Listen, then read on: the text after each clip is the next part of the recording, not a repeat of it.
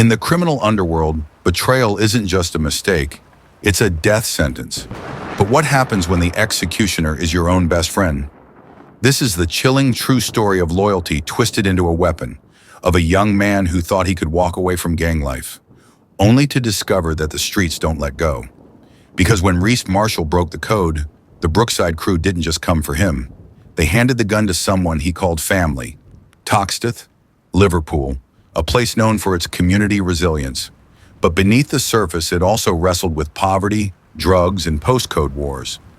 Reece Marshall and Jordan Murphy were born into this world, best friends since year 3. Their bond was the kind that feels unbreakable when you're young, trading Pokemon cards at recess, riding rusty BMX bikes, and swearing they'd make it out together. But by 15, dreams of escaping turned into late-night runs for cash. The Brookside Crew, a rising local gang, offered something the boys couldn't resist: status, money, and protection. For two kids with empty pockets and silent fridges, it felt like a way up, but it was really a way in. By 17, Reece and Jordan were deep in the game. They ran county lines, ferried drugs across the Northwest, and collected debts with steel-toed warnings. They weren't boys anymore, but not all loyalty is blind. Reece had started to drift. The violence, the paranoia, the constant fear of getting nicked, it was grinding him down. A close call in a sting operation shook him. 2 boys he knew got 10 years. Reece escaped with a caution. Barely. It was his wake-up call. He told his mom he wanted out. She cried, said they wouldn't let him go, said she'd rather bury him than see him disappear without a trace. In March 2021, Reece made a decision that would seal his fate. He contacted Merseyside police. He didn't want a deal. He wanted out. But walking away wasn't enough. The only way to protect his mom, his sister, himself, was to help bring the Brookside Crew down. He began feeding information anonymously. Drop-offs, burner numbers, stash houses. Each tip chipped away at the gang's power. But in the shadows, suspicions grew. Someone was leaking. And Jordan, he noticed Reece pulling away. The late-night runs stopped. He stopped answering calls, stopped showing up. Then the cops raided a key safe house, and only a few people had known about it. Text from gang leader to Jordan. "Check your boy." Jordan confronted him. "You switched sides on me?" Reece denied it, but his eyes said everything. Jordan didn't tell the gang right away. He wrestled with it. This was his brother. But loyalty to the street runs deep. And fear runs deeper. The crew gave him an ultimatum: do it, or you're next. And so, on the night of June 18th, 2021, Jordan made the call. "Let's link, just us." Like old times, Reece said yes. They met at the edge of Prince's Park just after dark. It was quiet, too quiet. Reece brought chips. Jordan brought a gun. They talked for 12 minutes. Then a single shot. A neighbor heard it, called 999. When officers arrived, Reece was lying on the pavement. 1 bullet to the head, close range, execution style. Jordan was gone, but his face was all over nearby CCTV. 3 hours later, police found him hiding in a disused flat in Wavertree. He didn't resist. The trial gripped Liverpool. People were divided. Some said Jordan was a murderer. Others said he was a pawn. Jordan claimed he was threatened, that he was given no choice. The prosecution said the text proved intent, that Jordan made a decision. In December 2022, the jury took just 5 hours. Guilty, life in prison, minimum 25 years. Reece's mom broke down in court. Outside, she told reporters, he wanted out. They made sure he never got the chance Reece Marshall tried to rewrite his ending. But when loyalty is weaponized and brotherhood becomes currency, there are no easy exits. He broke the code. Jordan enforced it. One wanted to live. The other couldn't afford to let him. But was it really a choice? Or was this system designed so no one walks away clean? In this second part of our investigation, we go deeper. Because Reece wasn't the first, and Jordan may not have been acting alone. After Jordan's arrest, investigators turned their focus to the Brookside Crew. Over a dozen arrests followed, but something wasn't right. Buried in the files was a police report from early 2021, one that mentioned Reece's name, but also someone else, CI4521, active in both Reece and Jordan's circles. Under observation, was there another informant? This unnamed source had been feeding the police intel for months, yet their identity remained sealed. But investigators now believe this third figure may have set the trap for Reece and pushed Jordan to act.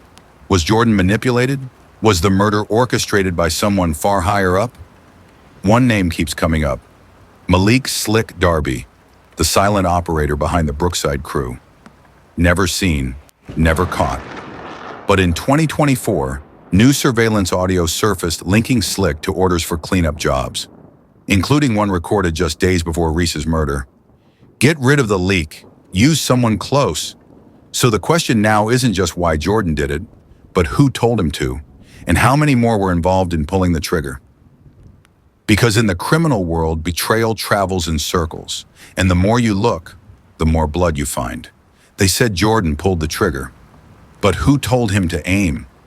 For nearly a decade, Malik Darby, known on the streets as Slick, operated without a trace. He didn't carry phones, didn't post on socials, no arrests, no fingerprints. But every major move made by the Brookside Crew, his voice was behind it. He wasn't just a gang leader, he was a strategist. Multiple sources described him as charming, articulate, and ruthless. He recruited youth not with threats, but with dreams. Fast money, loyalty, protection. He gave them hierarchy, routine, purpose. In many ways, he ran the crew like a corporation. And Reece? Reece was never meant to get close to that level. But when he did and turned on them, Malik took it personally. When Reece began cooperating with police, he wasn't the only one feeding intel. A second informant, still unidentified, had infiltrated deeper into the Brookside Crew. Known only as CI4521, this source revealed that Malik had issued a standing order. Any breach of loyalty is punishable by erasure. Close circle only. No outside jobs. Jordan Murphy wasn't just selected for convenience.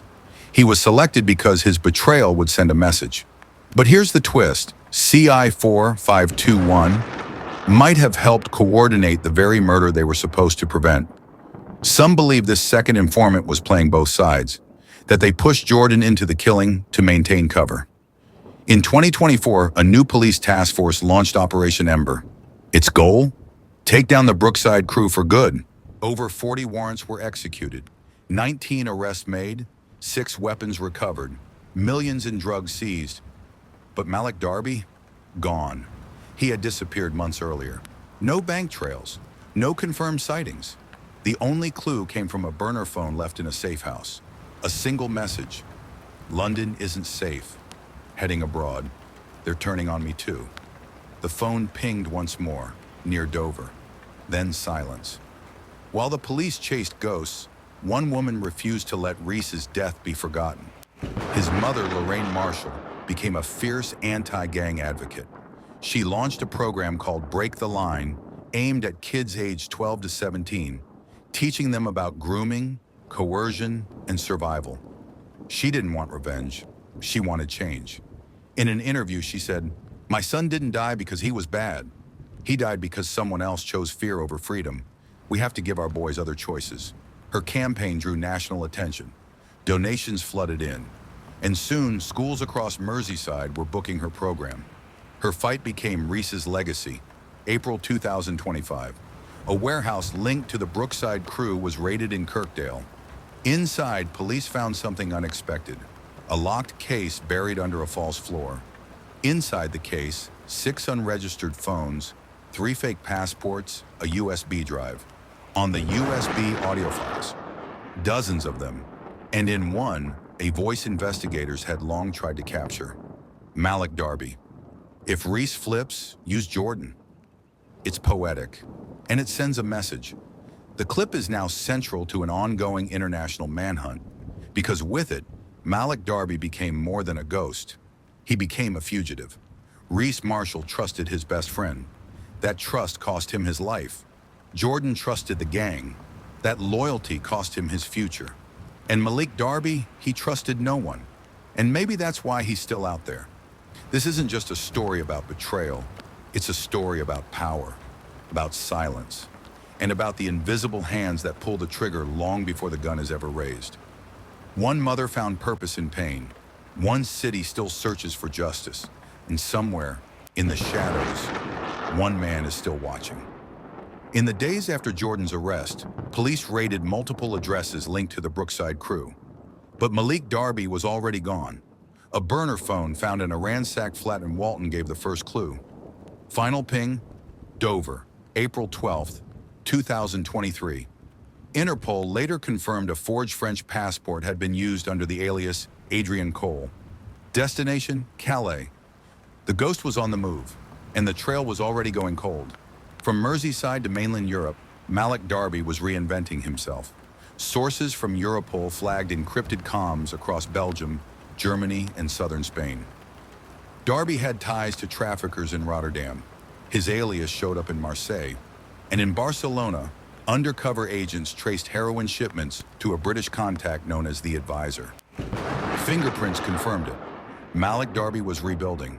But this time, he wasn't just managing gang disputes. He was brokering high-level deals.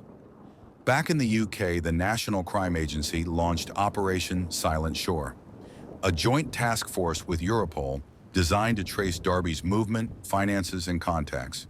It led to 16 arrests in 6 cities, but Malik stayed out of reach. That is, until one of his lieutenants slipped. A coded message intercepted near Valencia revealed a chilling line. "I'll return to claim what's mine. Liverpool needs to remember who built it." Darby wasn't hiding. He was planning a comeback.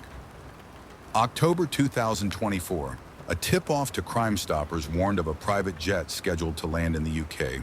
Alias Reuben Cole. Same passport trail, same profile. Heathrow, Gatwick, Manchester were all watched. But the jet landed at Blackpool, unmonitored, unannounced. Darby had entered the country. 3 weeks later, a local in North Yorkshire reported a man renting an isolated cottage. Paid in cash. London accent. Limp in his left leg. Police moved in at 4:03 a.m. No shots were fired. Malik Darby surrendered at the door. Inside, 2 phones, a laptop, a loaded pistol. The man who evaded international police for over 500 days was finally in custody. They called him a ghost, but now he has a cell number. Malik "Slick" Darby is awaiting trial at HMP Belmarsh, charged with conspiracy to murder, drug trafficking, and criminal enterprise leadership. His arrest may have ended the manhunt, but the damage he left behind still echoes through Liverpool. The trial began on May 12th, 2025, at Liverpool Crown Court. Security was tight, so was tension. Reece Marshall's family filled the front row. Jordan Murphy's parents were there too. Across the room, Malik Darby, immaculately dressed, silent, eyes locked on no one. He faced 12 charges, including conspiracy to murder, directing organized crime, witness intimidation, possession of illegal firearms. He pleaded not guilty to all. The prosecution opened with the USB drive. Audio of Darby's voice filled the court. "If Reece flips, use Jordan. Make it poetic." The room went silent. They played voice notes, decrypted texts, and presented witness testimony from 2 former Brookside members. One told the jury, "Malik never touched a gun, but he didn't need to. We moved when he said move." Darby sat stone-faced. Darby's defense painted a different picture. They argued the voice recordings were fabricated, that witnesses were incentivized by lighter sentences, that the entire case was circumstantial, built on fear, not fact. They called character witnesses who described Darby as a mentor, a protector, a man trying to change. But it wasn't enough. Then on day 14, Reece's mother, Lorraine Marshall, took the stand. She didn't speak about gangs. She spoke about birthdays, about the night Reece told her he wanted to leave, about the last chip dinner he ever bought. He trusted the wrong person because someone taught that boy loyalty was stronger than life. The courtroom fell silent. Even Darby looked down. On June 4th, 2025, after 22 days of testimony, the jury returned with a verdict. Guilty on all 12 counts. Judge Eversley sentenced Malik Darby to life in prison. Minimum term, 35 years. In her closing remarks, she said, "You orchestrated fear. You manufactured silence. You turned young men into weapons. This court sees through the shadow you hid behind Darby showed no emotion. Reece Marshall never got to grow up, but the man who plotted his death will grow old behind bars. Justice doesn't bring back the dead, but it does something else. It tells the living, you are not forgotten, and those who pull the strings will one day answer for the blood on their hands." Thank you for sticking with me to the end of this episode of UK Crime Mysteries. If you enjoyed it, leave a comment, and don't forget to subscribe to the channel for more true crime stories.